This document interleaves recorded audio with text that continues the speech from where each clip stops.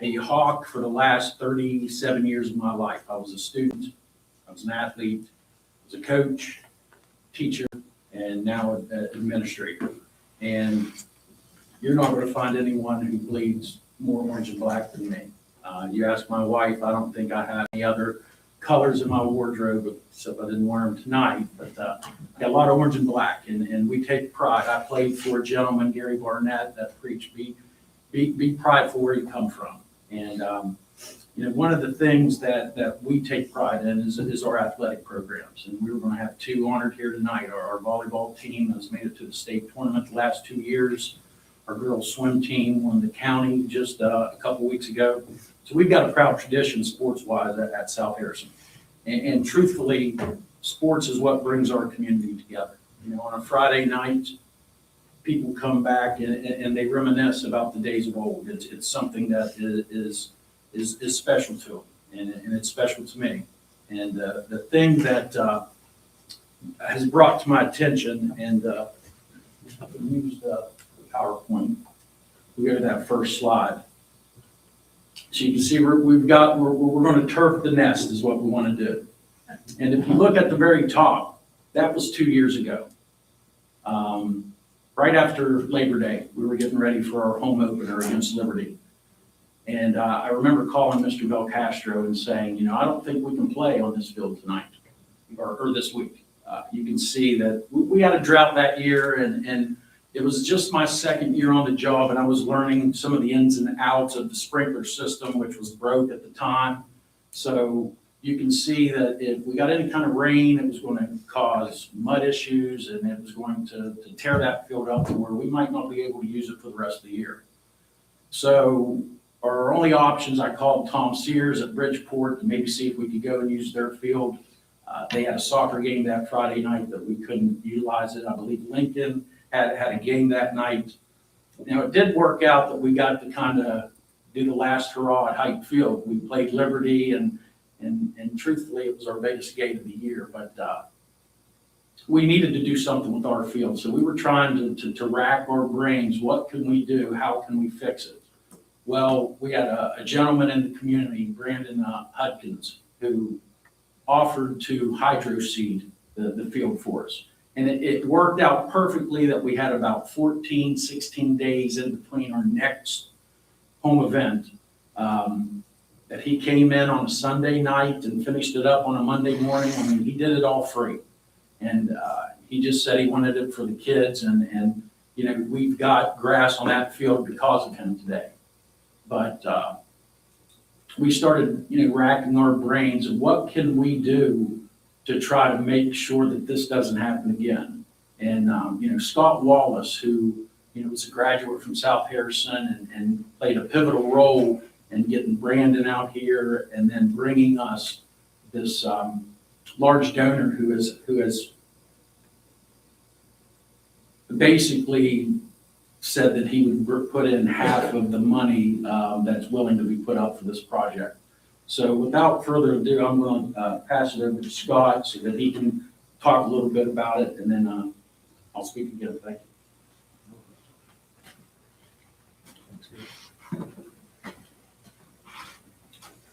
All right, good evening, everybody. My name is Scott Wallace. First, just want to thank Frank and Adam for allowing me to come speak tonight, and thank the board for your time tonight and hearing our presentation and our proposal and what we're working on in this project. It's a big deal. A little bit about myself, as Frank said, I'm from the South Harrison community. I graduated in 2003 from South Harrison High School, came up, been out there my whole life, came up through West Milford and South Harrison Middle School, and really had a great experience growing up out there. And I see Mrs. Santilli up here. I had her for Spanish class, and it's been 20 years. My Spanish is a little rusty, but mucho gracias to be here. But with that said, a little bit more about me. I've been a high school basketball coach out of South Harrison for the last 4 years. Love it, enjoy it, eat it up. It's besides seeing my family and everything, it's like one of the highlights of my day. Every day I get to be involved with that. And as kids and helping them grow into young adults and responsible adults and not only teaching about sports, but life lessons, right? You know, those are the kinds of things that stick with them.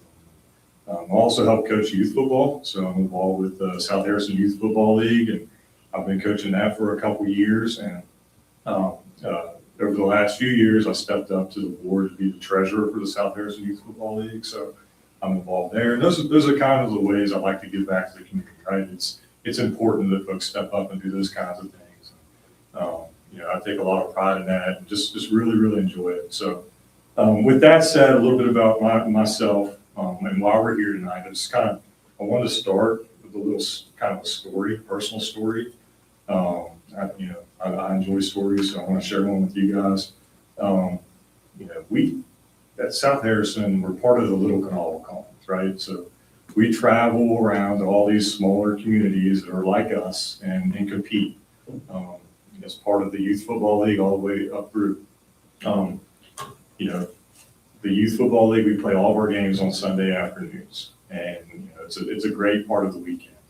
And you know, we travel to Goddard County, we travel to St. Mary's, we travel to Roane County, we travel to Clay County, Ritchie, Tyler, and they all have these beautiful facilities, right? And one of those Sundays, I remember distinctly, I've got my son Bradley here tonight. He's probably going to be a little embarrassed. He didn't know I was going to mention him tonight, but we're walking back to the truck from one of those games. And on the way back, we're walking, had a great game and everything. And this was around the time we had everything going on with the fields and stuff. And he looks up and he's like, Daddy, he's like, why can't we have nice facilities, like a nice turf field like this? And you know, I know you probably feel like I'm tugging at heartstrings, but it's the God's honest truth. And I looked down and I said, you know what, buddy? There is no reason we can't. There's no reason we can't. Let's try to figure it out, right? Let's try to figure it out. So that's what drove me to start making phone calls, start reaching out to people, reach out to Adam and Frank, see where they were at. I know there have been a couple runs at it in the past and things like that. So, you know, and then obviously made a phone call to Morgan, who I'll introduce here in a second, and allow him to talk and kind of let him know, or let him share his thoughts on his commitment to the project and community. But, you know, yeah, I have a personal thing in it because I have a son plan, but it's for all the community, right? It's for all those kids. You know, it's amazing. You know, the high school kids love playing on the turf, but you take those little kids out there and they step on that turf field, like they think they're playing in the Super Bowl. Like, I'm not even kidding. They get so juiced up and excited about it, and the energy and enthusiasm, you know, we all feed off of it. And it's really amazing to see them light up when they have that opportunity. So, you know, it's not just for him. It's definitely not for me. It's for them. It's for everybody out there. You know, and you think about it, it's shown when you are able to execute a project like this and get a turf facility, something folks are excited about, and the participation rates increase. It's well known. And what happens when participation rates increase? You get more kids coming out. You get more kids benefiting from team sports that wouldn't have before.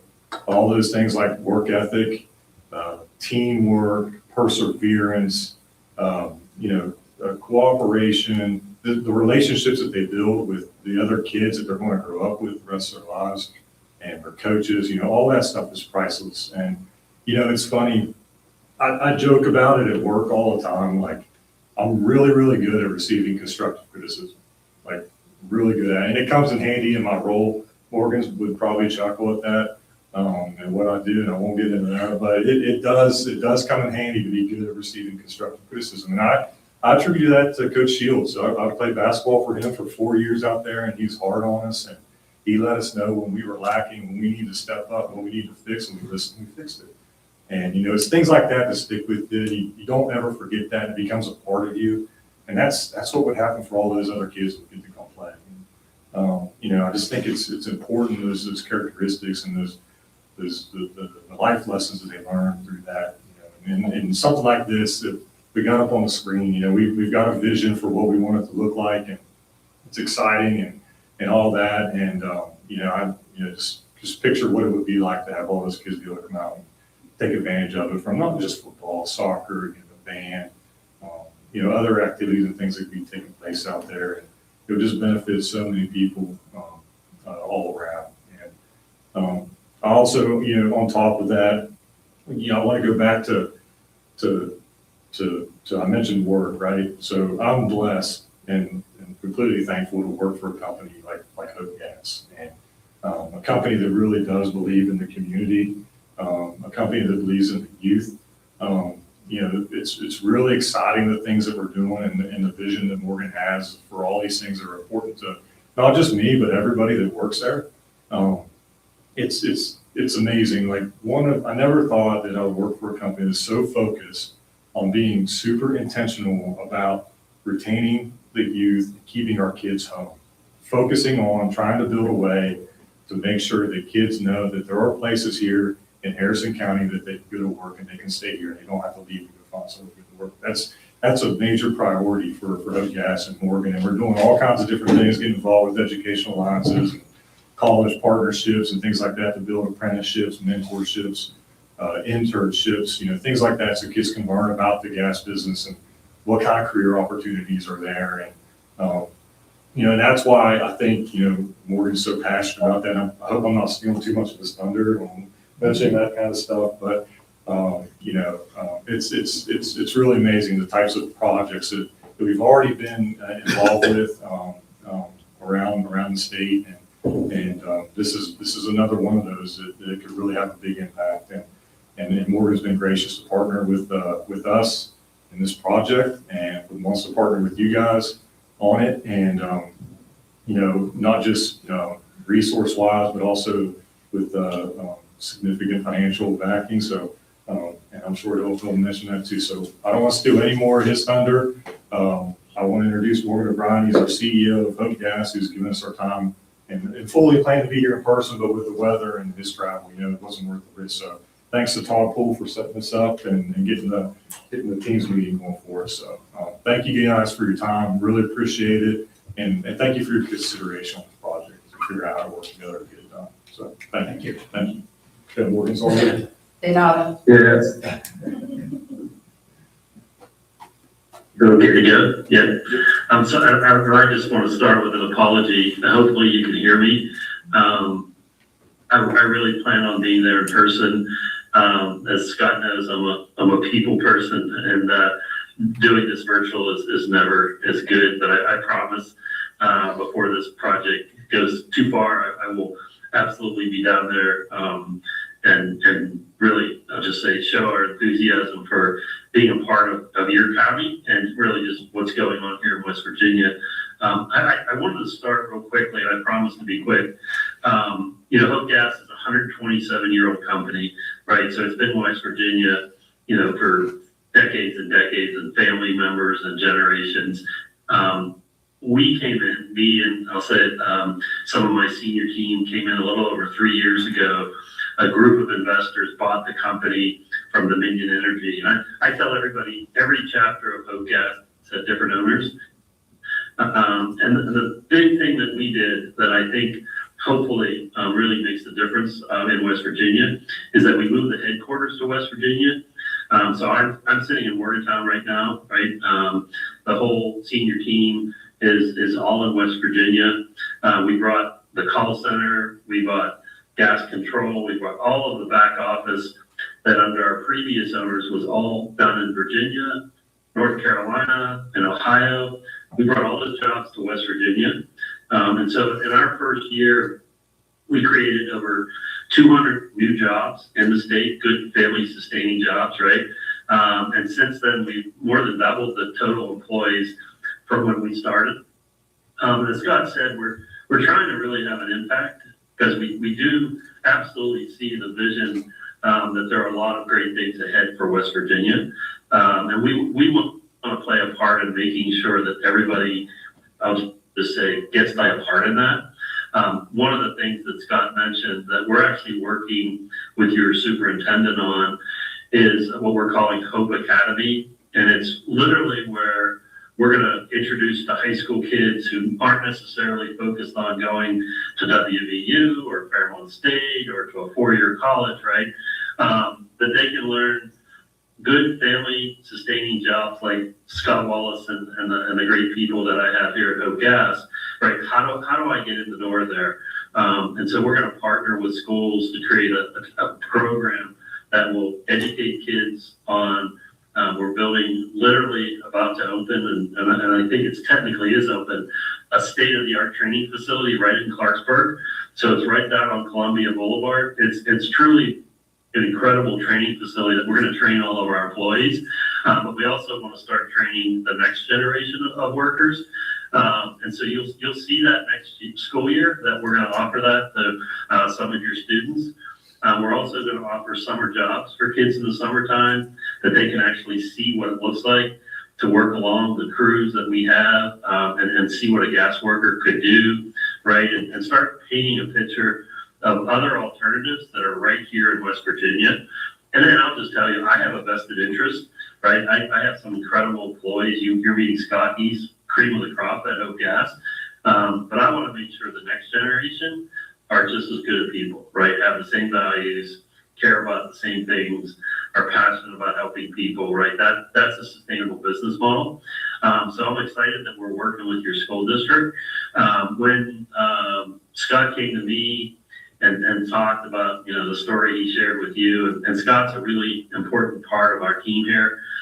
There's nobody that has my ear that when he has issues, it's important. Scott's an important guy here. But I know how passionate he is about giving back in your community there. And he knew last year, we did a project with Lewis County High School where we and a bunch of people in the community came together and rebuilt the gymnasium, which turned out to be something everybody's proud of at my company, whether they're in Lewis County, whether their kids go there. And for us, it's painting a picture for kids to know that there is a bright future in West Virginia. And as Scott said, his son could be able to play on a turf field. And so we see this in that same vein, that we want to help paint a picture for the future of West Virginia, particularly with the young kids, and also open doors that they can find their way into our industry, right? Because we're bullish on the gas industry. We're convinced it's going to have big impacts, not just in West Virginia, but nationally. And West Virginia will always be an energy leader. So why not let our kids and the next generation of people get excited to be a part of that? And so I said to Scott, we would love to partner with all of you to fund this program. So I said to Scott, we'd love to match whatever funds are necessary, and whatever funds you guys can raise and contribute to it. Basically, we're committed to 50% of what it costs to do this project. I also told him, similar to Lewis County, we work with a lot of construction people. We work with a lot of contractors. We'd also partner with you guys to do an outreach to try to get others to help come along, not just with financial contributions, but people who bring skill sets, who bring equipment, who have whatever they can do to make it truly a community event. And I know when we finished Lewis County and everybody fell apart, even some people who played very small parts, but it was helpful that it really does become a community project. And that's sort of how we're thinking of this, is that with our funding, and then whatever, I'll say in kind, and then whatever monies are available through the county, throughout the state, however funds are potentially available, and for other people in the community that want to come forward and help. We want to see this come to life. Scott's convinced me of the story that this is a great way to show the people in your community that Hope Gas is something more than just a company that sends them a bill every month, that we care about the future of West Virginia.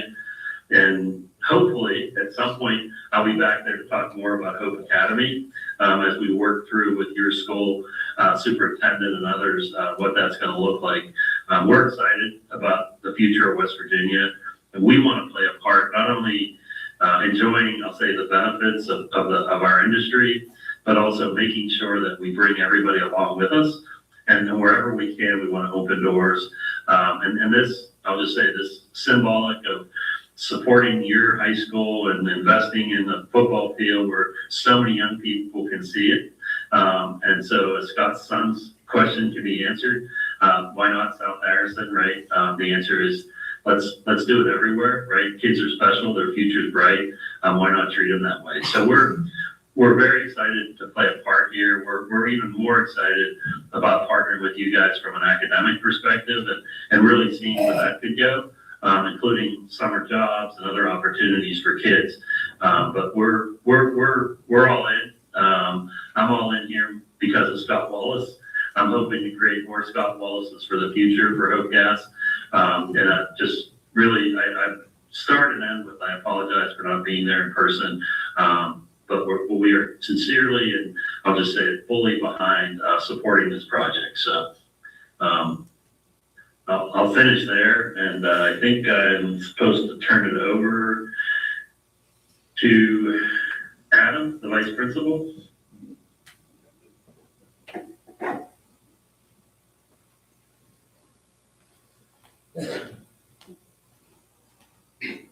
Thank you, Mr. O'Brien. You know, you see there on the screen, that's a itemized cost of what this project would be. And you see at the top, it says worst case scenario numbers. Of course, there's always intangibles and contingency fees and things of that nature. Upfront, it is an extremely large amount, but we realize that. But with the 50% commitment from Hope Gas, that obviously helps tremendously. You know, there's a saying that your athletic fields is the front porch to your schools and your facility. More people see your athletic facilities than anywhere else, and then the number one facility they see is the football field. That's where the communities gather, Friday night lights.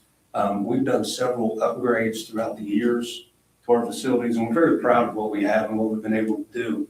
But this has always been the ultimate goal, was to finalize the updates and get a turf field. And not only is it a turf field, it also resurfaces the track as well. So it gives a brand new surface for our track team. It gives our band a place to practice, designated area. It gives our soccer kids a place to play. It even benefit other sports in the springtime. You know, if it's rainy outside or a little damp, you put the softball team or the baseball team out there. They can throw the ball, hit some balls and stuff. So it'll be used, and mainly, not only is it going to benefit all of our students, our student athletes, it benefits our community. It generates pride in the community. And of course, people come over in the evening when the facility's not being used by the students to walk around and you know, take pride in what we have. We're very proud of what we have and what we've been able to do. And then, like I said, this was the ultimate goal from the beginning. And so our purpose here today was obviously to present this to you and appreciate your time in listening to us and any help you could give. We just wanted to start the conversation. So hopefully this leads to some future conversations of where we need to go next to make this a reality. So thank you all for your time. Thank you. Thank you very much. You know, if I could say something, I'm 100% behind this project, and I've been talking about it for about 2 years now. I think that we talked about it a little bit, and you know, I've already talked to Superintendent Stutler and with Ms. Kynes about it. So I will be very supportive of this project. I'll be behind it 100%. And I want to thank you guys for putting all this stuff together. And more than that, thank you. I appreciate you and your commitment to not only the people of South Harrison, but the people of Harrison County and the students in general. Thank you very much. I look forward to working together with you. I have one question. Is this track going to be a regulation track so y'all can finally have to? Well, unfortunately, no. A regulation track would actually run behind our current visiting bleachers. We got an estimate 4 or 5 years ago on what that would cost, and it came in at $8.5 million. So you got to move everything and then backfill everything, and so we said, okay, next. That's a little bit much. So. Okay. Any other questions, comments? No? Thank you. Thank you all. Thank you. Appreciate it very much. Thank you. Okay, we'll move on. This brings us down to our next item. Ms. Knight, CTE presentation. Oh, fundraising campaign. Where's the, oh, there it is. Okay, sorry. Mr. Or turf and track. Good evening, members of the board and Superintendent Sutler. I'm just going to say ditto. And we're on another end of the spectrum there. We have been fortunate to have turf. Our field was turfed in 2013. So we're going to be completing season 14 next fall, and we are looking to kick off some fundraising campaign along with what we've already saved in the levy and try to get some donors to make that happen again for us.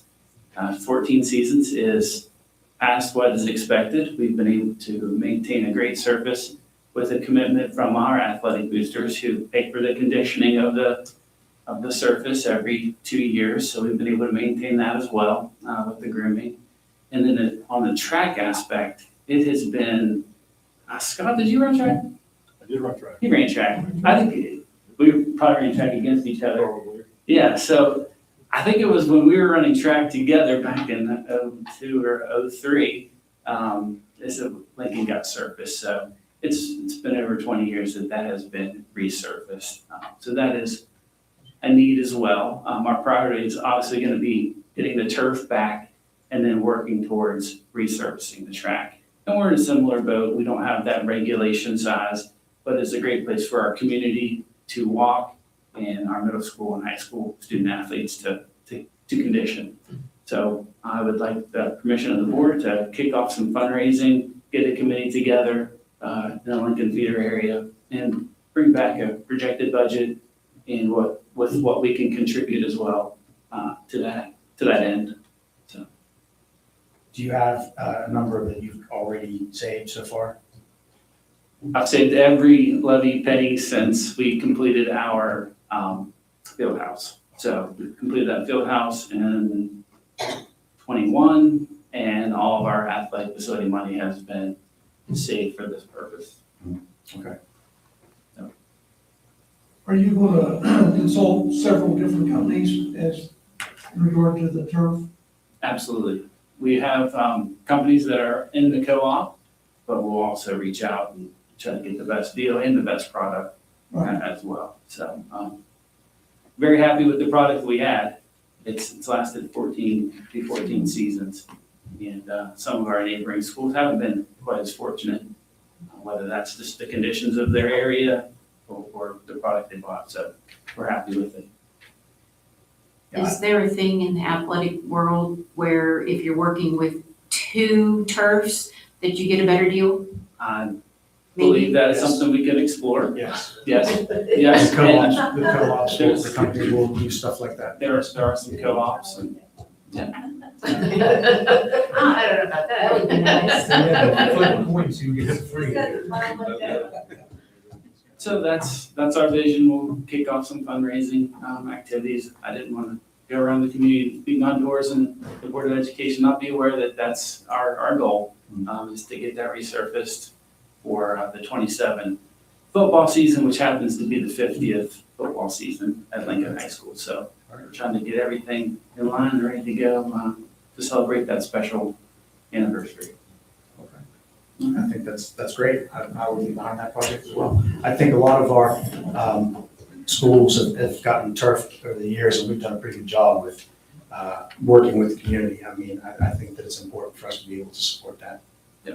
That's We'll get my our committee together and come back to you. Yeah. Okay. Thank you. Thank you. All right.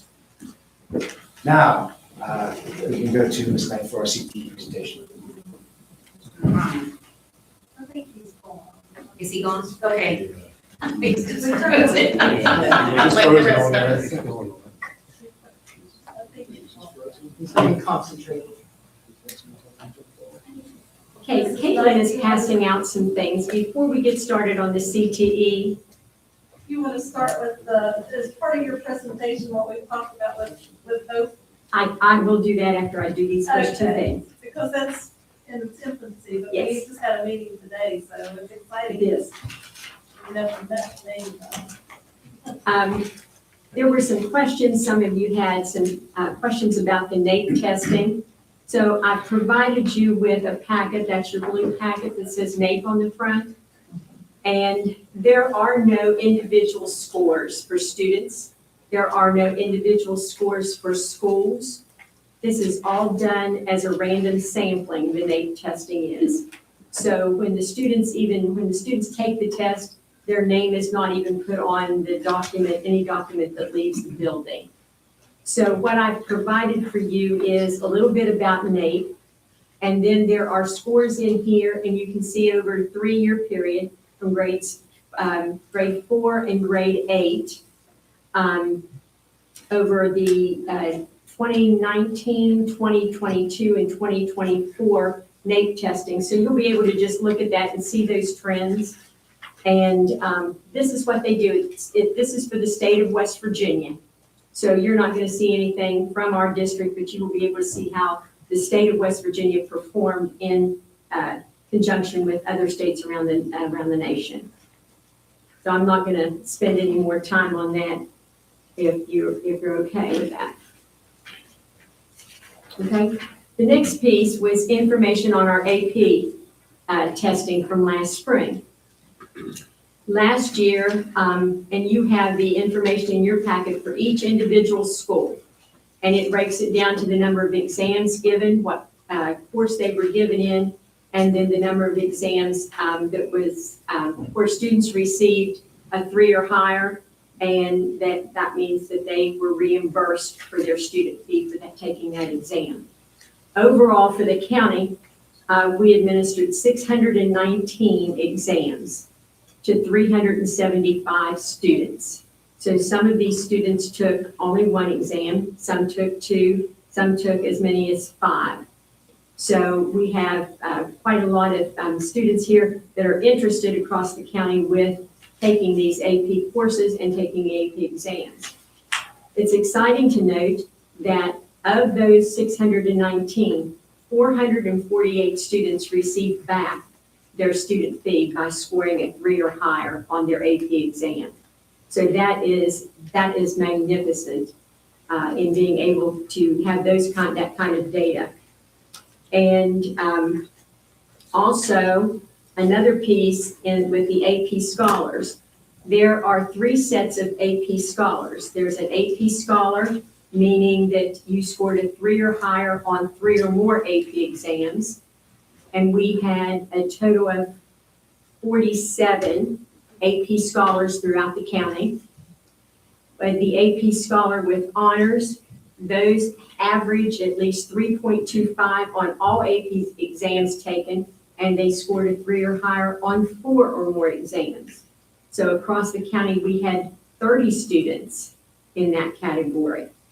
And then for the AP scholar with distinction, the average score had to be 3.5 on all AP exams taken and scored a 3 or higher on 5 or more exams. And what's exciting is in that case, we had 23 students in this county that scored a 3 or higher on 5 or more AP exams. So I think this is a lot for us to be proud of here in Harrison County. We've got some really good students doing some magnificent things. So I think this is really indicative of what our schools are doing and what our teachers are doing to encourage their students to take the AP courses and expand their horizons in looking toward college and knowing that those scores of 3 or higher can also be used for college credit, depending upon obviously the institution you attend. So the rest of that information you can look through at your leisure. It goes into each individual school, and you'll be able to see how everyone did. In my memory bank somewhere, are teachers being given any kind of stipend for the number of students who test 3 and above? Not for testing 3 or above. How's that work? They are given additional monies to buy supplies and things for their classrooms for the number of syllabi that they do. Okay, I knew there was Yes. something I couldn't Yes. remember. Thank Yes. you. Okay, if there isn't anything further, we're going to move into the CTE notebook. But before we start, I'm going to go on a sidetrack here. You heard a little bit from Mr. O'Brien about a partnership with Hope. And they came to us in mid-December, and the Education Alliance did first. And Superintendent and I sat down and met with Mr. Hall, and we talked about the program and what he was wanting to do, and with the Education Alliance piece of it. So then the next meeting we had, we brought in Hope Gas Company people. So we started sitting down and looking to see what kind of things they were looking at, what they wanted to do. And so we are now to the point where we're looking at the curriculum. So we have to develop our curriculum. So that was one of our meetings today, was looking at developing that curriculum.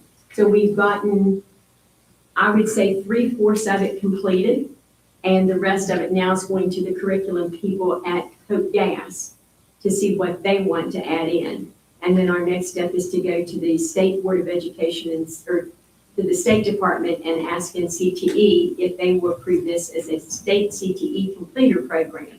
If not, we will be coming back to the board to ask you all to approve it to be a local completer for us. So it's going to be really exciting. We're going to start working out with the students. They want to go over and do presentations. We are looking at having this at Robert C. Byrd for the first year that we're doing this, because there's a close proximity for the students to get down to Columbia Boulevard, where they would go at least one day a week their junior year to the actual training center. And I have not yet seen that training center, but they have talked about it, and it is obviously a very, very much a state-of-the-art facility. They have several acres of land that they have houses built on, where people can go in, these interns, they can go in, they learn how to turn on gas, how to turn off gas, how to check this, and do all of those things that they would typically do, and it's in a controlled setting. So it's a wonderful opportunity for our students, and I think that once they see that this is a job that is not only going to serve Hope Gas Company, but there's also the subsidiaries that Hope Gas works with too, such as Antero, Berkshire Hathaway. Some of those companies also use the same kind of employees that the gas company uses too. So we will keep you updated on that as we progress through. And I'm excited to hope that all of this pulls together. They want to start it in the fall. So it's a really fast moving project. And I'm excited to be able to be part of I believe in it. early March, they've invited the board, we just, I Yes. think I hate to throw the It date is out, March like the 3rd. Yeah, It's they're March going to 3rd. have a grand opening of the training facility, and you will get an invite to Yes. that. And I believe the governor may be there, and Yes. several figures, local figures too, and state figures there. Yes. So, but they want you to see it first, Mhm. and then we'll begin taking groups of kids over to see that. But Yes. seems like it's going to be a great facility. Yeah. You know what they're doing there. It's It's exciting, exciting. but they really did come to us Yes. and ask us to be part of it, and we appreciate that very much. Yes, and it's really very nice to be working so closely with Hope Gas and with these folks. They have a lot of people that they can reach out to also expose our students to different pieces of this program as they go through the 2 years of their training while they're still in high school. And nice to know that when they come out, they will be able to step into some of these jobs. Okay?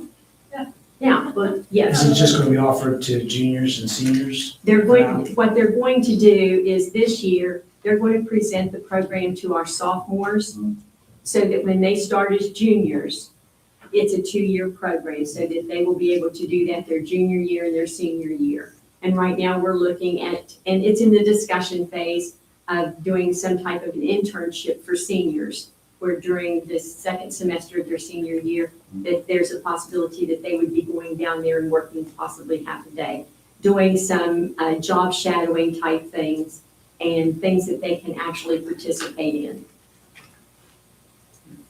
Okay? Is there anything available, like the 13th year at the tech center, will they have any, or is that even been discussed? We haven't gotten that far yet. We're taking 1 year and saying, okay, let's get through the first year, and then we'll build on what we already know as we move into our second year.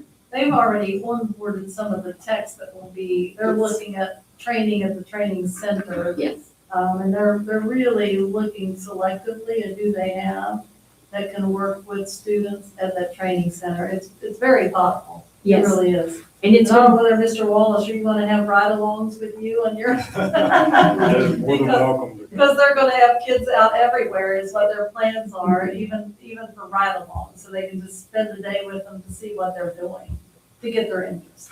And it's going to be a co-designed program so that the classroom teacher at the school will be co-designing that with an employee from Hope Gas, so that whatever they're working on Monday through Thursday, when they go to the facility on Friday, then they'll get to see that piece of it in action.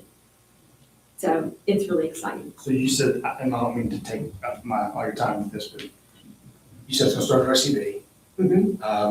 Is it gonna be open up to the entire county? Or I is it just think, gonna start with RCB I think we'll students? start with RCB first, Okay. so that we can get our feet wet, and then we can expand that out. The biggest thing is getting students to and from, each facility. So it's something that's workable and doable.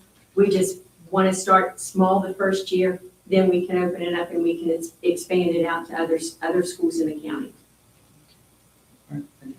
Okay? All right, now, in your notebook, you have several things, but on the one side, you see a brochure there, Why Career Exploration Matters. That little brochure is about our middle schools. And with our middle schools, this year we started working diligently on CTE programs in the middle school setting. And with middle school students, it's not about teaching them or tracking them into a career pathway. It's more about helping students discover what their interests are and to understand the relevance of what they're learning in these different areas, so that when they start to high school, they can make informed choices as to how they want to transition into a CTE program of study. If research and best practices have shown that if you can expose students at the middle school level to early career exploration, this increases their student engagement. It helps connect academics to real-world applications, and it supports a much smoother transition for them into high school. And it's really interesting because when students understand the why behind their learning, then they become more invested in learning about that. So what we did, we divided our CTE programs intentionally. We scaffolded them across the 3 grade levels. They have CTE Career Exploration. It's divided now. It's called Discover Your Future, Future Careers, and Regional Careers. So these are 9-week courses. You can't possibly cover in detail every career cluster in 9 weeks. So in order for students to be able to get the most out of it, we divided it up so that in the 6th grade, it's called Discovering Your Future, and they focus on 5 of the 16 content clusters. Then in the 7th grade, they get another 5. By the 8th grade, they get 6. And along the way, they start building their portfolio. Now, do they understand what a portfolio is in the 6th grade? No, they just start to try to keep track of things. But getting them to build on those skills while they're still in middle school is valuable for them. So by the time they get to the 8th grade, they finish up their 8th grade year, they have heard and seen, and in some cases, maybe practiced or visited some of these areas within the career clusters. So they have a little better idea as to when they come and say, oh, do you want to take an ag class? Or do you want to take this type of class? They have a little more idea of what it is. And what their teachers are focusing on too is not just what that program's about, but where the jobs are and what type of jobs. So we've even given them little handouts that they can give to the students that say, this one you just need a high school, you can, with your high school diploma, you can get these types of jobs in these fields. a 2-year or 4-year program, these are the types of things that are available. So we're trying to educate them on what's the future can look like for them as they take these CTE programs. So now, our hope is that as we get through all of this in middle school, that we find that our students are a little more engaged, that we have a lot more career awareness than what they've had in the past, that the academic relevance between the CTE program of study and their core content classes becomes a little more obvious as to why they're taking these classes and why it's important. And then helping them to make those informed decisions as they go into high school as to what they want to do. And sometimes I think they think that, if I take an ag class, then I have to live on a farm, or I can only do this or that, where, speaking from experience as an administrator, I had a girl who went through and took every ag class she could take in high school. She has finished 4 years of college. She's accepted into law school, and she's going to be an environmental attorney. So she got all of this through the ag program. So there's some great things out there that oftentimes we just really don't, the kids don't see. So I've told you a little bit about the middle school program. Yes. Project Lead the Way. How many of our middle schools actually have certified Project Lead the Way teachers? 2. We have one at Bridgeport Middle School and one at Liberty Middle School. Mm-hmm. And how many, do we know which of those programs of the six, however many, that their main focus might be? I think there are 2 at Bridgeport Middle School and 2 at Liberty Middle School. And they're interestingly enough, they're two different sets. So that makes it kind of nice too. In your notebook, before I start and we talk about the chart on the first page, I divided this up by school. You wanted to know about NOCTI scores, and there isn't any way to give you a NOCTI score for the county. So if you will turn the chart page over, you see our CTE indicators, and we're going to talk about that in a little bit. But behind that is our first school. And the school we're going to look at, this is Bridgeport High School. And on the colored paper there, this tells you what the programs of study that are offered at Bridgeport High School are. And then behind that, you'll see these are the NOCTI scores. This is a chart with the NOCTI scores. We had to redact it, so we do not have student names on there. But for every time it says agribusiness, that is a student's score. So you can look across through those and you can see, where these individual scores ranked in addition to compared to the state, the national level, then the governor's workforce score. So these are all based on each individual school. So it's interesting to look through these and to see how each school did in each of the various areas. So you'll have all of the areas that were tested in NOCTI last year in that on that chart. Behind the chart is an extremely important piece of paper. These are your competency level summary reports, okay? And there's one for each program of study. So this one, the front one is the agribusiness. And what is broken down into, you have your competency sequence and description. So these are the standards that they are tested on.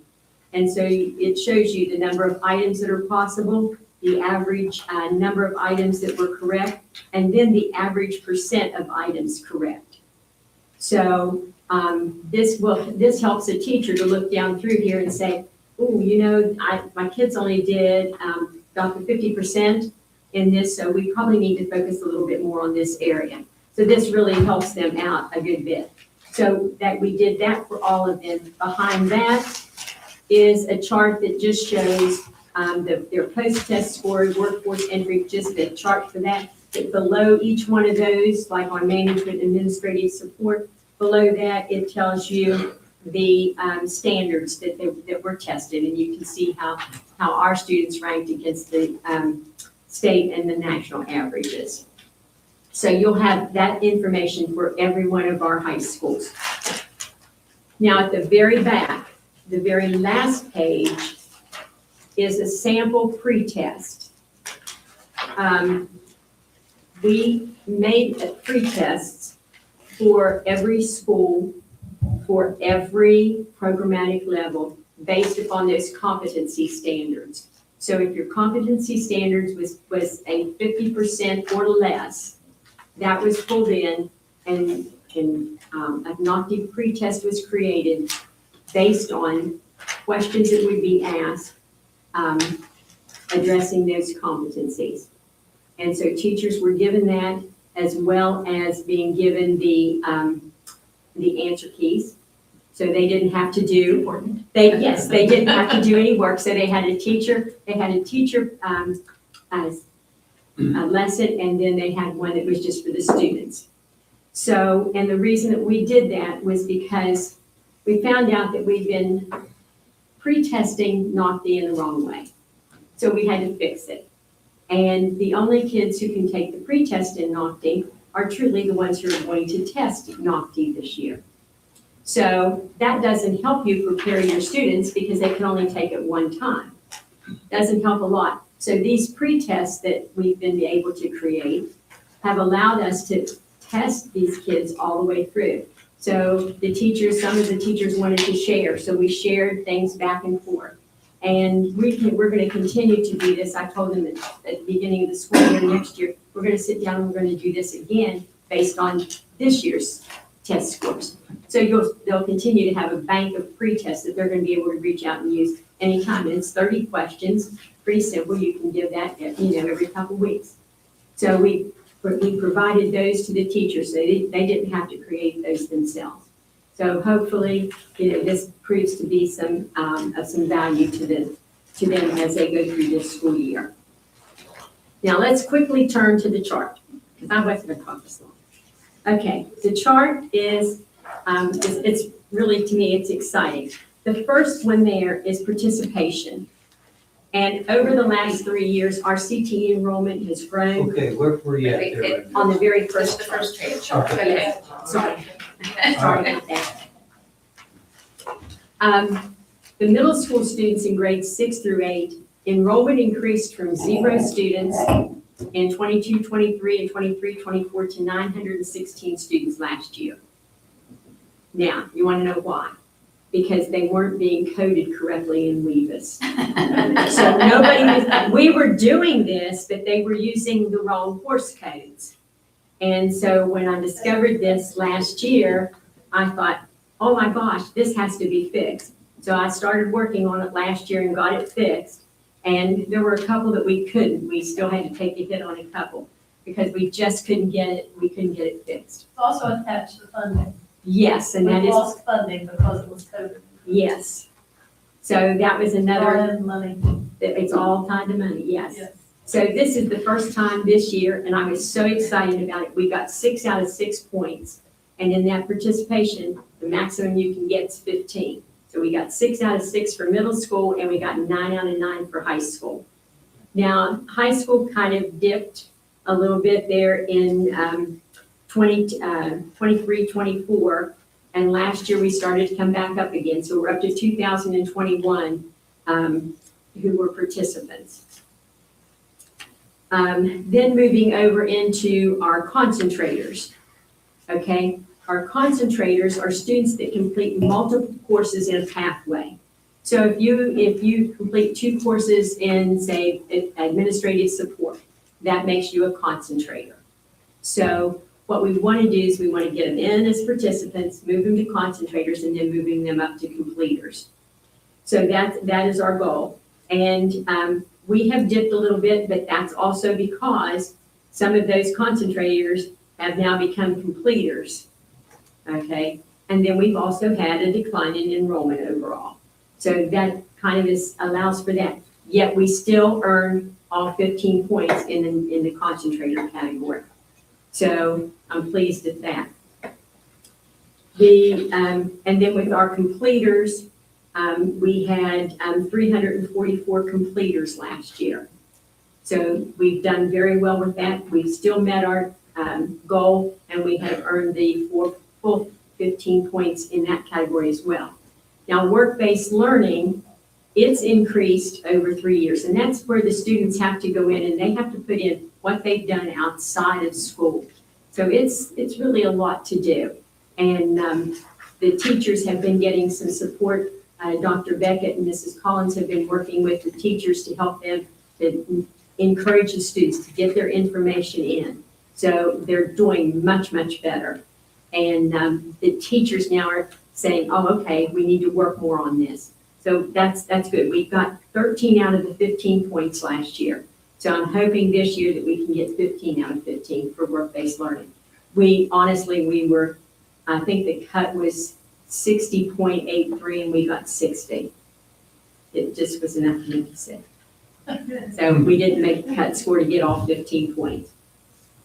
Our performance assessments, those are the testing. So we got 19 out of the 20 points. We expect to earn the full 20 points for this coming year. And then teacher endorsement. Teacher endorsement's another big thing that they look at. And this, again, it weighs heavily on our funding. In 22-23, we had 52 out of 59 teachers that were correctly endorsed, had the proper endorsements to teach those courses. In 23-24, we had 55 out of 61. And last year, we had 67 out of 69. So, every once in a while, and you're going to have that because if you have somebody that all of a sudden leaves that vocational class and you're only left with a sub that can come in and they may not be certified there. So you're going to have to take a hit on that. But as long as we can stay within those good parameters of just 2 or 3, I'm fine with that, but I don't like anything less than that 2 or 3. And we earn 19 out of 20 points. You have to have 100% to get all 20 points, so I'm okay with that. We are working really diligently with our teachers to make sure that they are properly certified and have the correct endorsements as they're being moved around and hired and so on. And Mrs. Leesburg has been fantastic to help with that and her department. So that's a big plus. Teachers since the beginning of this school year, they were offered a full day of professional development at the beginning of the school year where we talked about everything from NOCTI scores to scheduling to documentation, how they needed to keep track of certain things. So we tried to give them some good professional development. In October, we had another session where we talked about improving NOCTI scores. And Dr. Beckett had invited a gentleman from up in the Panhandle who had increased his NOCTI scores by 20 points by simply creating his own pretest to NOCTI. So I figured if he could do it, I can do it too. So we did it. Dr. Beckett has continued to do great things. And in the front of your notebook there too, I had her to put together a list of things, what she has done this year and what's still to be done for the rest of this school year. So as you can see, she is quite busy with being out and about. She has advisory council. She's constantly trying to get the kids exposed to more field trips and job shadowing and trying to get some internships developed for our students. So she does a great job with that, being that liaison between the school and the business. So, and again, one of our strongest partnerships up to this point has been with the water board. And we started out with Trenton, who was there. He was our only one, and this year we have 3 now. So we've expanded over into the distribution side as well as the water treatment side. So hopefully these will all continue to thrive and grow. The final thing is the indicator score. And that indicator score on that chart, you must have at least 75% to get your funding.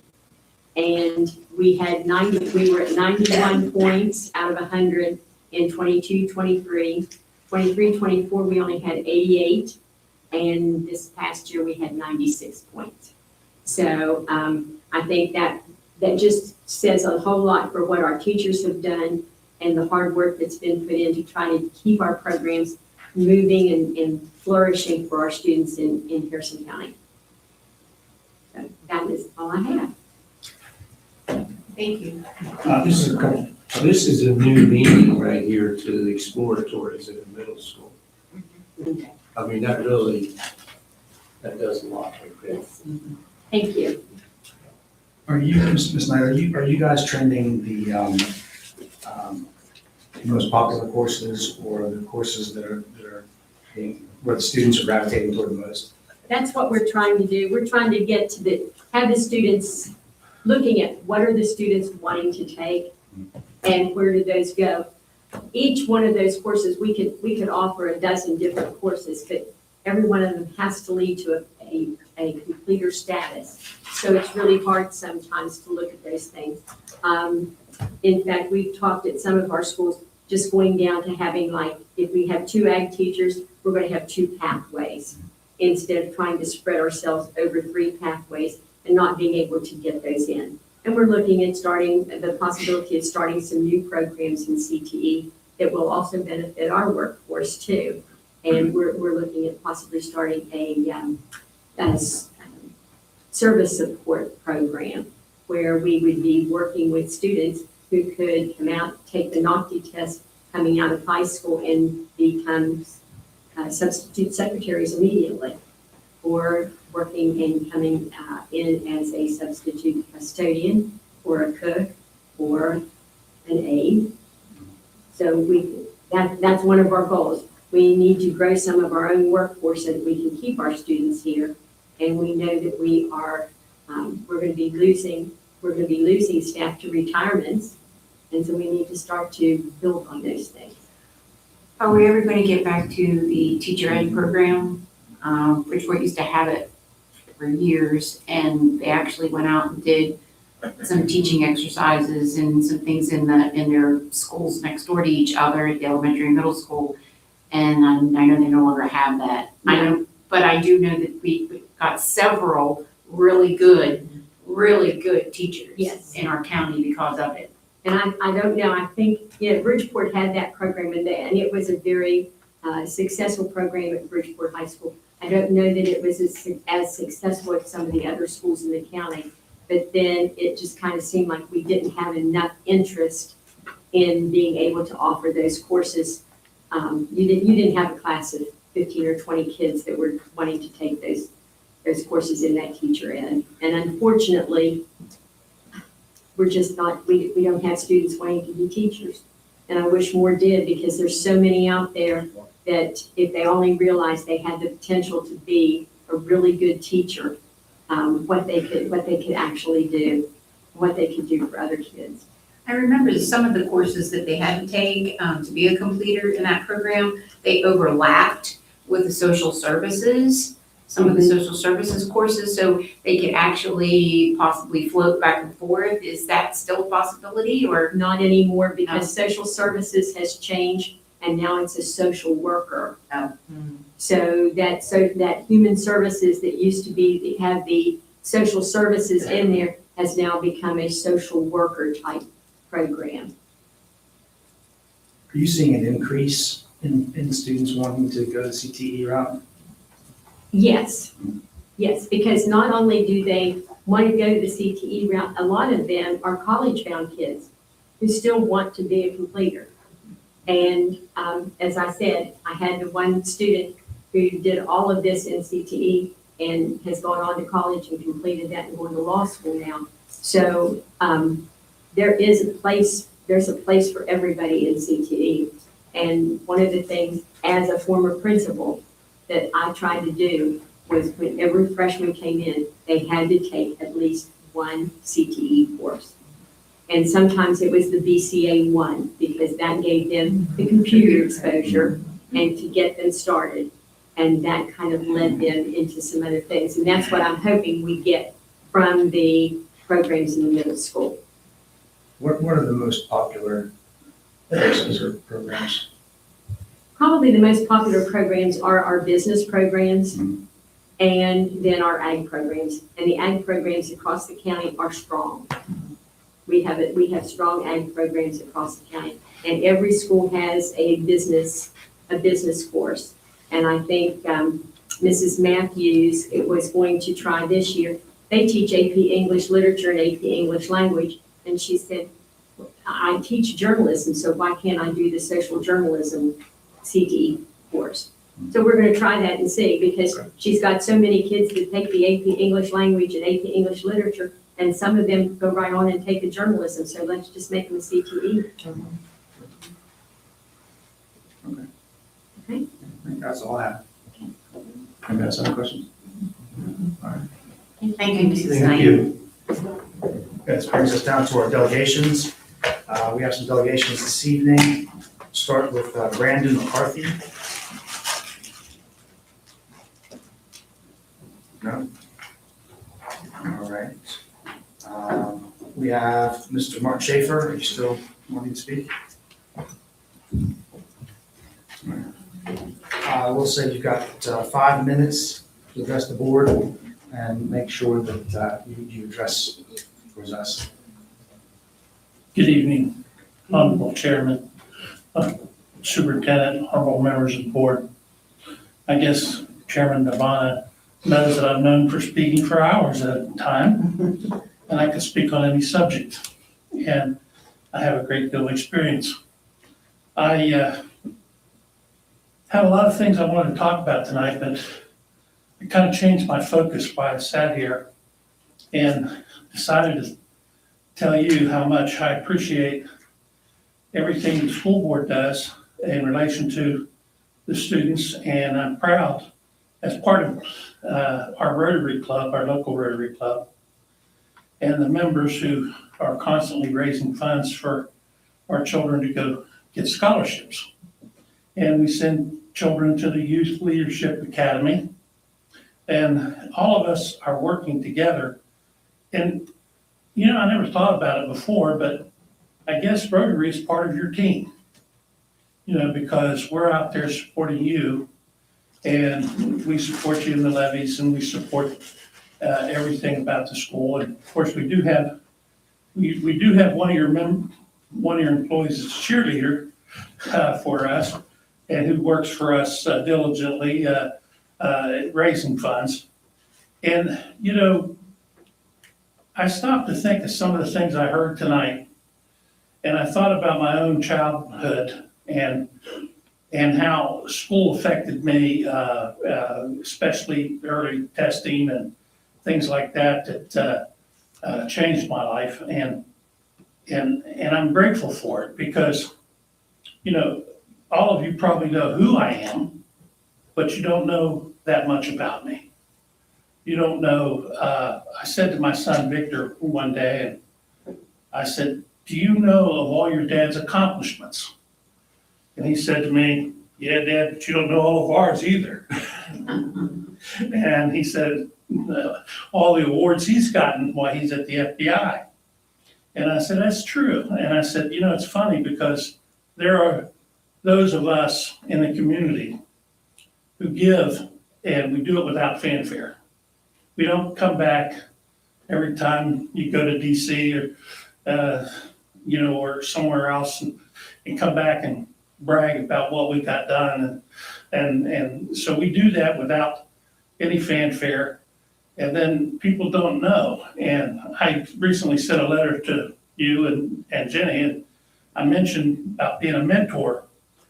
I was the only person in West Virginia ever to receive the Leadership Award from the National League of Cities. And part of that, they made me agree to be a mentor. And of course, I often offer my knowledge to other people because, you know, my 75 years, I've gained a lot of knowledge. I have extensive education. I don't have a doctor's degree, Jenny. I got a lot of executive management courses under my belt, and I learned a lot. And I think some of that I wish I could bestow on you, but 5 minutes isn't enough to educate you. But you know, we have some exemplary teachers in our school system, and you know, we have some exemplary people who have left this school system and gone on to greater things.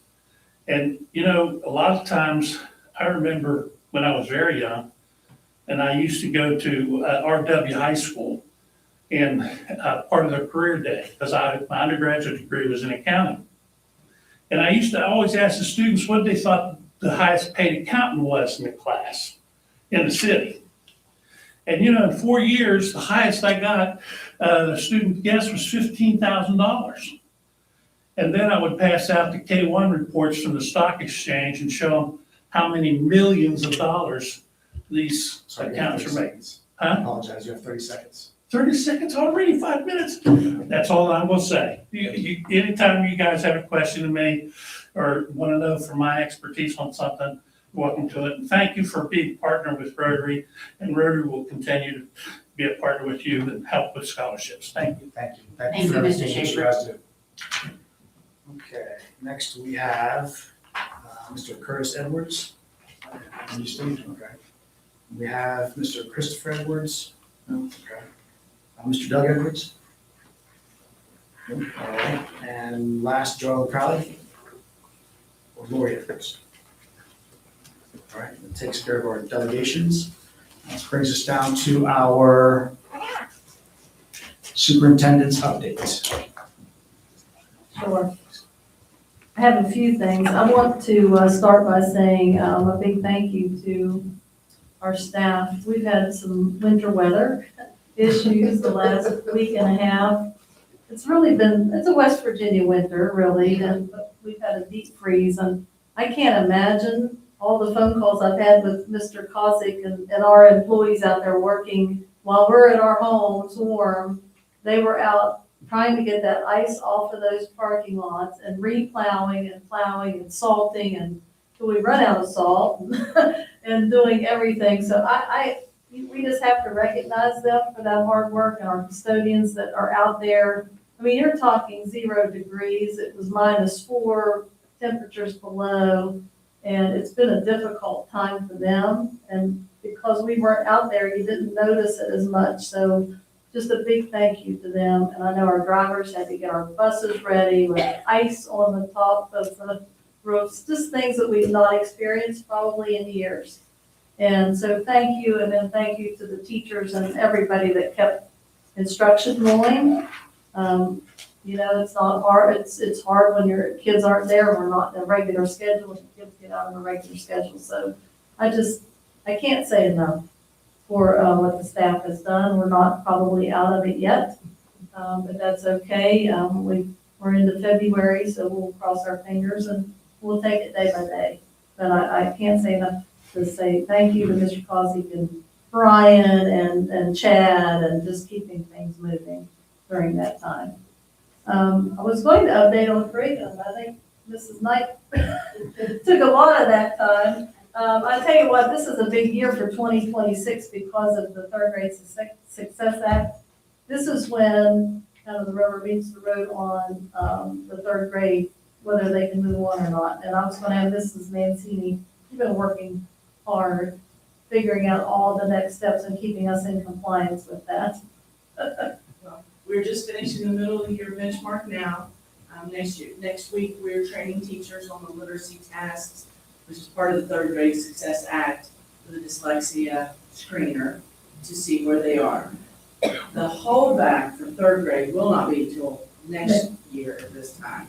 But we're looking to see if we look at scores here at the end of the year, how many children would not go on based on a score on a one-day test. We are looking at that. But as right now, we're looking to test on those literacy tasks to see what are we missing. And then we're not just in reading, we're also doing reading and math to let parents know where your children are not up to standard, maybe by state standards, and what intervention we're putting in place in the school to get past that and try to beat that next year within the third grade, in every grade, but specifically third grade next year. People are worried already. Yeah, the big piece of it will be staffing. If we have to, we'll have to move some staff around to make sure we have third grade teachers and enough fourth grade teachers. So this year and really next year, it's going to affect that staffing on how we go adjust. We'll have to start this year, most likely looking at it. But she's looking at the numbers, been working on that diligently. So It's a lot to stay in compliance. They've added some tests that some of the students have to do, so it's a lot of additional testing and work for the kids and the teachers. And the teachers, because it's just another thing that they have to do. The other piece, we got great news today, and I'm gonna let Todd speak about that. He came in with a piece of paper, and all I saw was $150,000. And we never know if we're going to get it or not for cybersecurity, and I thought that's a big deal. Todd, you need to tell them. I'll let you pass this.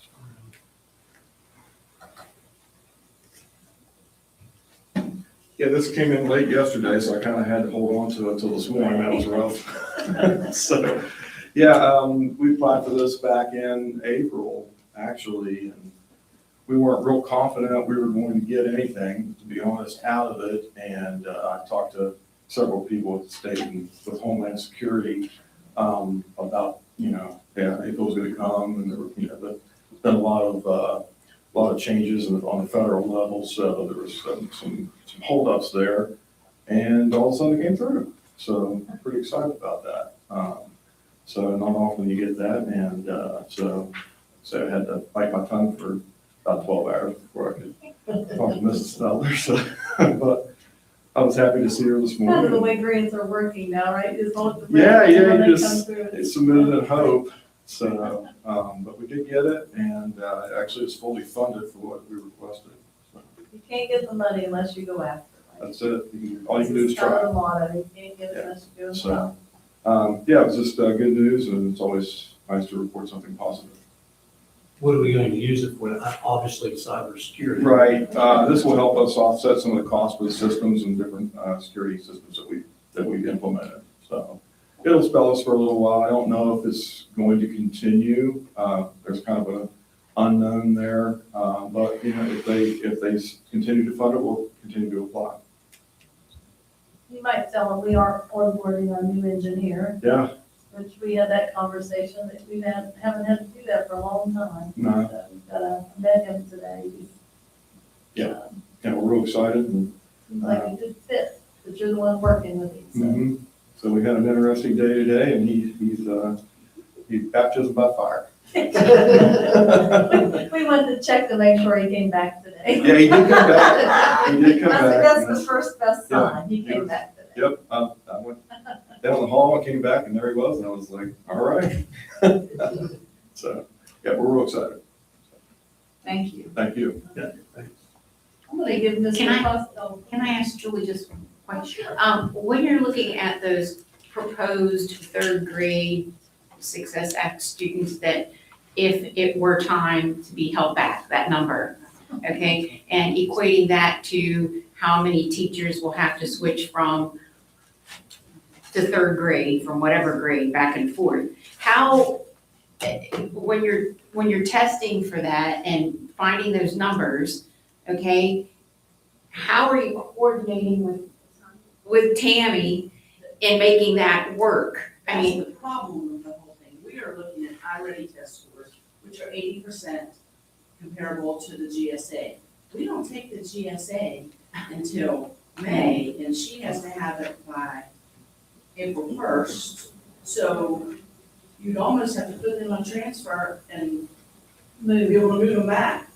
They have to be ready. There's a part of one of the exceptions of the Third Grade Success Act is if they didn't score well enough, they could go to summer school, they could take the GSA again at the end of July and move up if they scored well enough. Most kids who don't score well in May are not going to go through the And by August 1, we have to have everybody out to transfer. So nobody really thought through the timeline. So it's gonna be a guessing game, Changes, but kind of like with pre-K. You never know for sure how many pre-K you're going to have, but it's a guessing game. We just hand it down to you to do. So You come up with the logistics. Try to get ready. Yeah. It's a lot. She's looked at every school and the grade level, and it has some projected numbers. It's not good. It's not, but other counties are facing the same thing. Everyone's. so is it, And it Can I affects just, like- staffing, but imagine that you could move a teacher up one grade or down one grade? Did I imagine that? There was an How does that- unspoken rule, it's really not in code. Okay, There was an unspoken rule in elementary, you could do that, but it's not so really. you, Like at any time. so you still have to post the job and to move them to a great. Or put them on transfer and then create openings, and then you can move them into those openings. Is the only way without bidding, because that's a whole thing. Yeah. Trying to get them. Of course, the state said they're gonna give you more money to use in case you needed more teachers, right? You can tell the teacher did not design this. Yes. Oh, yeah, I was gonna get, Mr. Fossey, would you like to say anything, or I know about your staff, I kind of took your Well, thunder the then. last 11 days have been very, very trying on everybody, not only people, but equipment. Thank goodness we've got some, I think we've got some good mechanics that we're able to get our plow trucks back up and running. I tell people that this last 11 days has been an anomaly with the snow and the rain and the freezing rain we got. It just locked everything up. And on a regular snow, you can put a plow on a flat lot like Lincoln and you can just go right through it. With this ice, the way it was packed, you had to go slow or you'd break a blade or rip the universal joints out of the front end of the truck. So the guys had to take their time, and then of course you get a little bit more snow and they have to go back again. But they did work hard.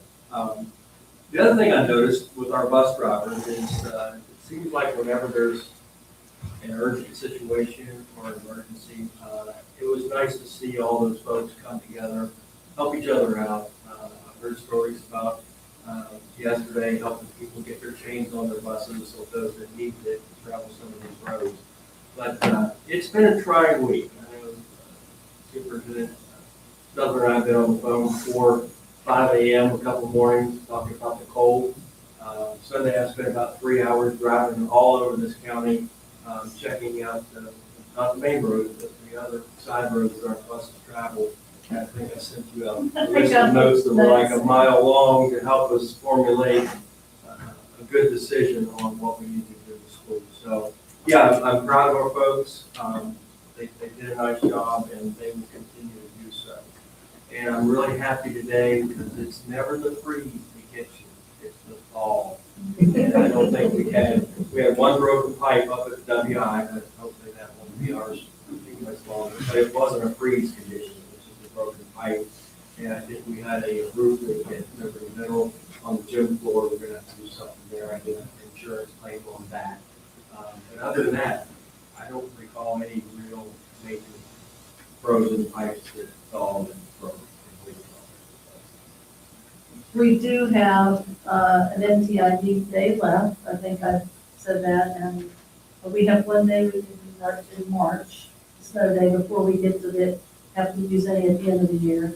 We do have to convert the OS day in February to an instructional day, and I believe we're starting to push that out to parents so they know that, because we used an additional snow day for that. So we're trying to keep that calendar. Nobody wants to add at the end of the year, staff, students, nobody really wants to do that, but we'll do that if we need to do that to be in compliance.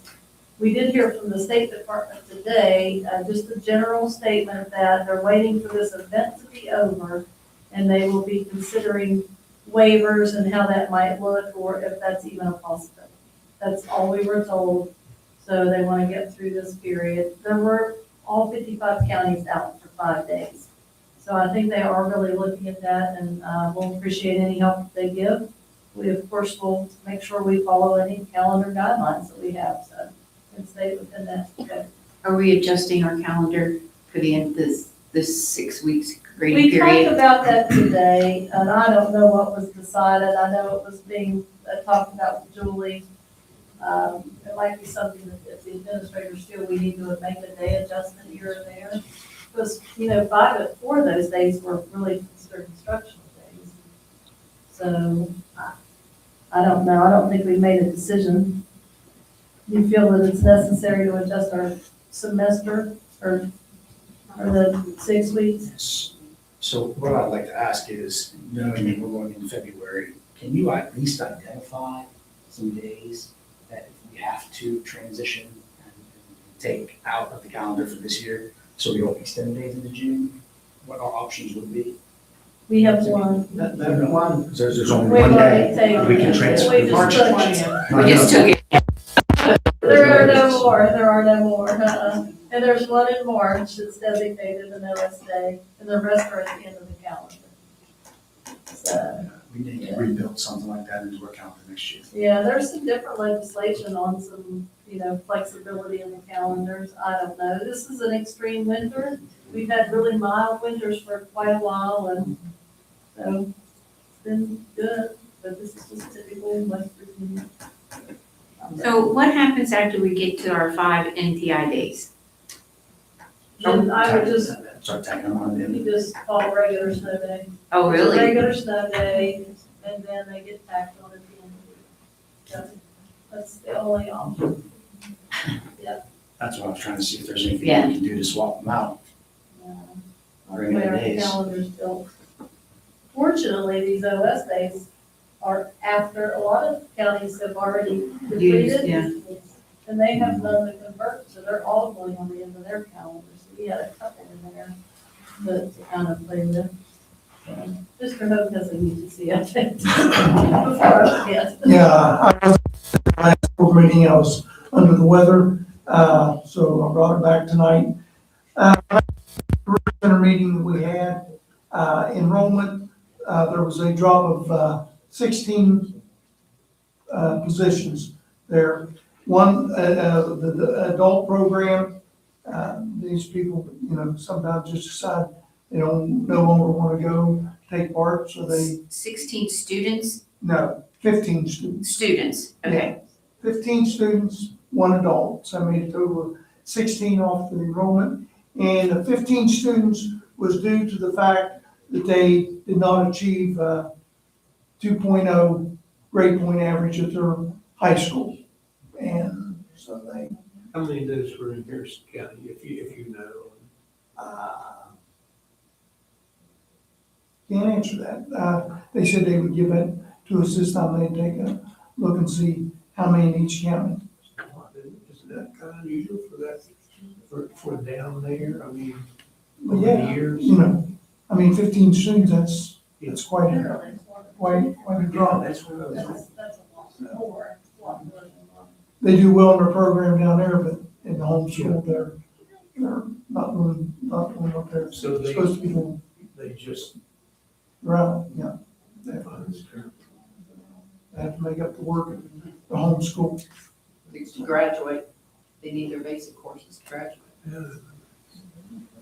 And the only other thing was that, they're a new fire alarm system down at the Career Center has been completed.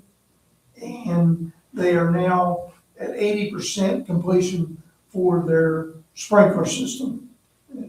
So, and they're hoping to get that finished up here pretty quick. And that'll make them in the position they need to be in, so. Going into next year, and that's basically it. That's all. All right, this brings us down to consent items. Is there a motion to accept consent items as presented by the superintendent? So moved. Second. It's been moved and seconded. Any discussion? All those in favor say aye. Aye.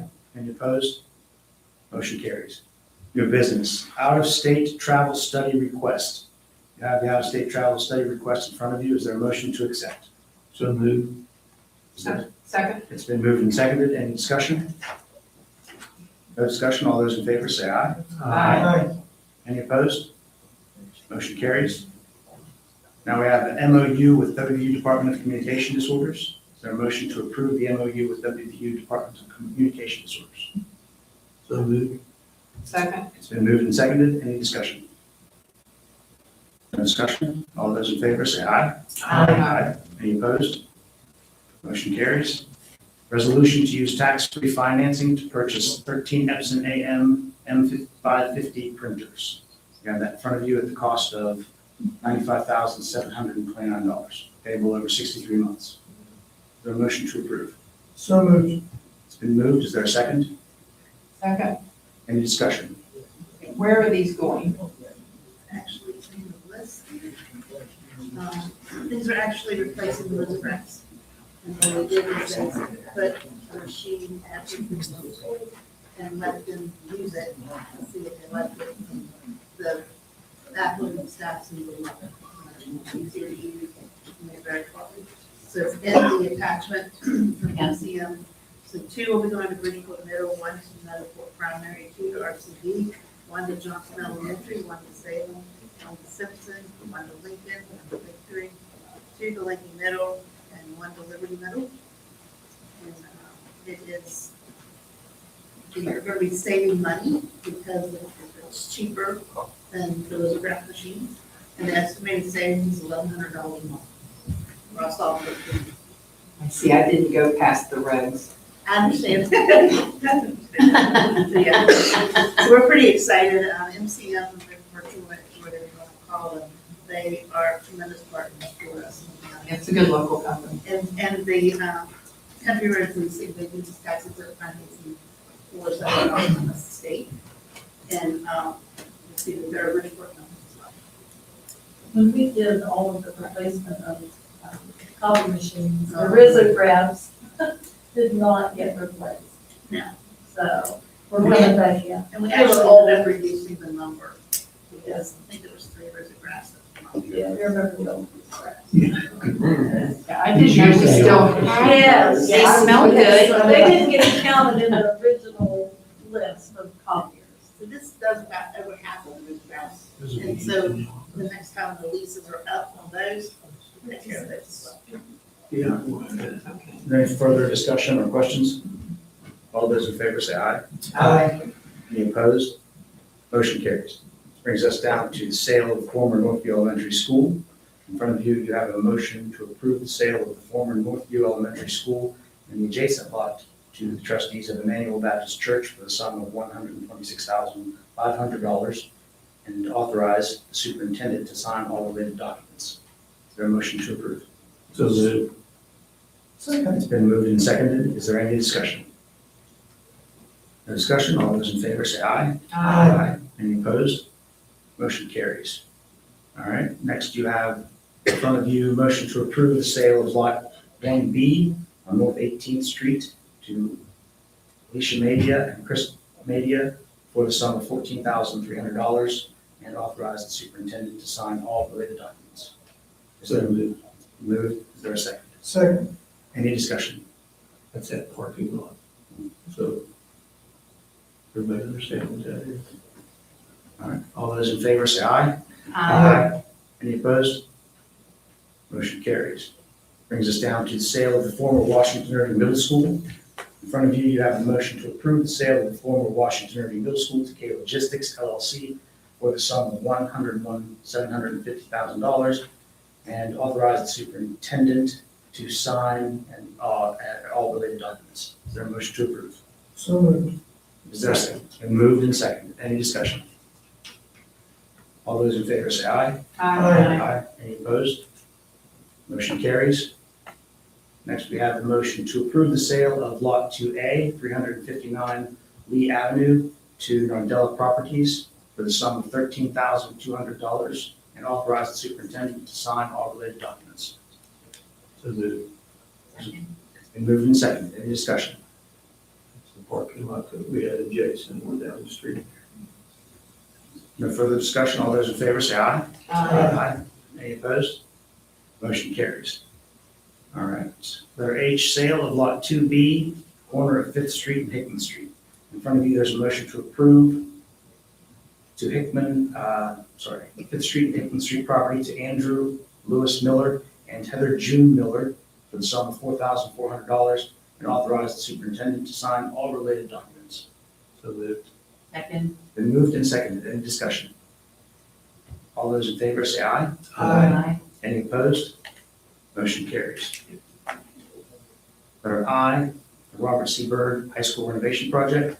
Is there a motion to approve the lowest qualified bidder of Byrd Development, including alternates number 1 and number 2, in the amount of $5,030,000 for renovations at Robert C. Byrd High School as presented by the superintendent? Second. Is there any discussion? Could we just, for everyone listening or here, have an idea what those are, the renovations, just so they'll. Sure, when we were doing the consolidations, this is SBA funded. So when we went after grant money, and it's for cafeteria expansion, for the Pro Start program and getting that set up, and for the shop, for a new shop for the ag It's a program. dual shop, A right? dual shop, it'll have 2 classrooms and 2 pool rooms and an entire shop there. Go ag and aviation. Yes, so. That's a lot. This That's was a lot. funding that we Mhm. received, it's taken, by the time you get the funding, it's taken this long to design. Finally got it out to bid, and I believe we got a contractor that we've worked with in the past, that's been excellent. They did our Simpson project, so if you get a chance to see their work, you can look And they at did the. another form. Another form. The additional. It just Well, wasn't we in can- there, and I knew, I mean, it was a great deal, because we. It's just knew been what a it while. was. Yeah, we just knew what it was, but. Yeah. Will we get to see the plans at any time for the projects? We can. Yeah, we can show, yeah. They're That'd be great. finalized finally. No problem. Not the ones with all the pipes and the wires. No. Just what it looks like. Floor plan, Yeah, uh-huh. and maybe, I don't know, if they put together a rendition. Yeah, they could do that. Yeah, there probably is something, yeah. We've just been so in it. Hours of planning, so Thank you. to get it to here. Typically, you show us the tabulation sheets. It's not on here this time. Is it possible to get a copy of the bid tabulation sheet and those bid? Thank you. Okay. Sorry, they weren't on there. We need to take it. Total, the total, generally they're on there, so. all the Don't you time. just add it back into here? Yeah, that would be fine, as long as we have access to it. Yeah. I can email it to you. Email would be fine as well. Right. All right, so there's a motion and a second. No further discussion. All those in favor say aye. Aye. Any opposed? Motion carries. Recommended the issuance of purchase order to Steptoe and Johnson for fiscal year 2026. This, in the amount of $98,000. Requisitions to be entered by the superintendent's office throughout the year. Is there a motion to approve? Moved. Is there a second? Second. To note that purchase order is not to exceed $150,000, and we have $18,000 left in PO. And we use Steptoe and Johnson for, Mainly litigation, court litigation outside of, and then we have different attorneys for school law, for personnel. So they've handled, Steptoe has handled 2 very large cases that's been in the news. If you would want to remember that, it's been in the news. We have a Supreme Court case, they've Yes. handled that litigation. I'm So- sorry, I missed my small print. Okay. It was very So small. it's very, we've just had larger Yeah, expenses okay. this year Sorry. due to those. Any further discussion or questions? All those in favor say aye. Aye. Any opposed? Motion carries. All right. So I would like to bring up something on the previous agenda. There was an old business that we tabled the item. And I was looking at the table, what's now in the legal and disciplinary matters. So if that's something that we can leave on the table, because it was tabled on the last agenda. So if nobody would call this item back into old business, it would just fall off the agenda. Yes. Yes. Okay. So there would be no action that would be taken on this. Okay. So that would mean the legal and disciplinary matters on the suspension and termination of employee A would not be called back to the table unless somebody would call it back. And then that would fall off the agenda on the next agenda. And this would bring us down to personnel items. And I believe, is there a motion to accept the personnel items as presented? All the personnel items as presented by the superintendent? With an addition to resignation today? So moved. It's been moved and seconded. Is there any discussion? I second it. Awesome. Any discussion? All those in favor say aye. Aye. Any opposed? Motion carries.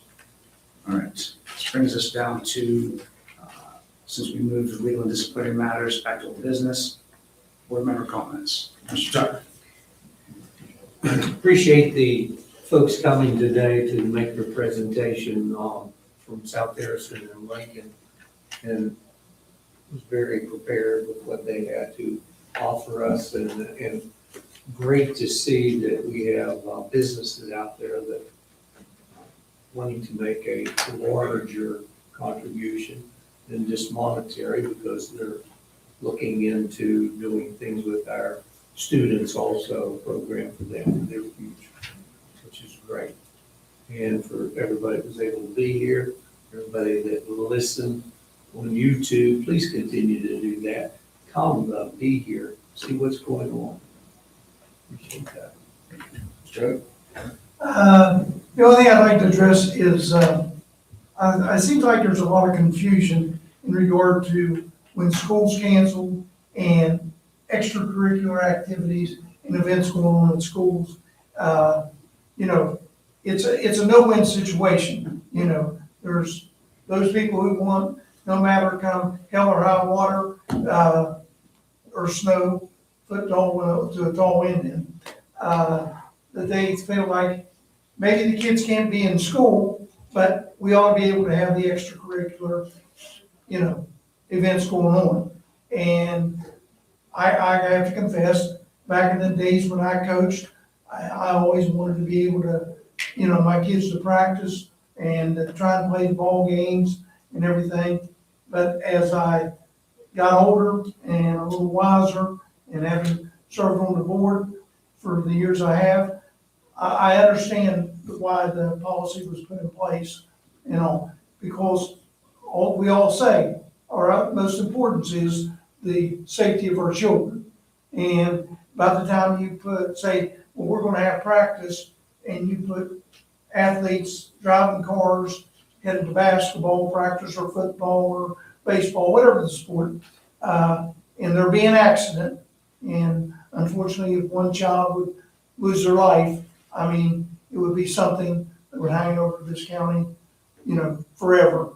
And so I know it's tough, but you know, eventually, you know, the ball games will get played, and until we run out of days and the tournament start. So you play what you can play and all. So I just wish, you know, a lot of parents would understand, you know, they get upset, but they would understand that the reason why this is in place is for the protection of their child, the athlete. So anyway, we'll, as everything else goes, we shall get through this eventually. Yeah, I need to apologize to the South Harrison swim team. I didn't read the email until a Saturday, not realizing it was sent on a Friday, so I was there Sunday for their thing instead of Saturday. I did let the color guard team in, and I escorted them until they were with an adult, so. On a personal note, as a former teacher at South Harrison, I want to say how proud I am to see my former students, Frank Tate and Scott Wallace, do what they're doing, and they're just so committed to their biological children and our kids that go to school out there in the community. Yes, ma'am. I definitely want to extend a huge appreciation to Mr. O'Brien at CEO Hope Gas. I also want to thank Mrs. Knight for all her hard work, and Mrs. Mancini for our academic report today. I really appreciate those numbers and everything that you've done for that, so thank you. Thank you. Sure. Yeah, I'd be remiss if I didn't mention that Harrison County lost a great former teacher a few days ago. Gary Nutter taught 40 years here in Harrison County everywhere, and he lost his battle with cancer, and his service was yesterday.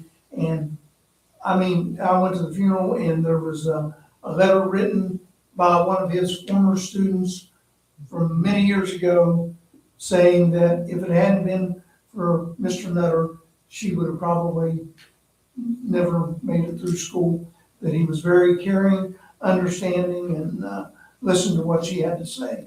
So, you know, our heart goes out to Deb, who was also a teacher for years in Harrison County, and to the rest of her family in the loss of Gary Lee Nutter. He was 77 years old, And he just retired here a few years ago from subbing. When we needed subs, he stepped right up to the plate and helped us out.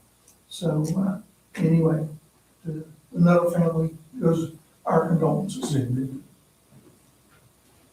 Thank you. I have no comments. This time we'll take a motion to adjourn. Second. Been moved and seconded. Any discussion? All those in favor say aye. Aye. Joe? Children of peace, go in peace.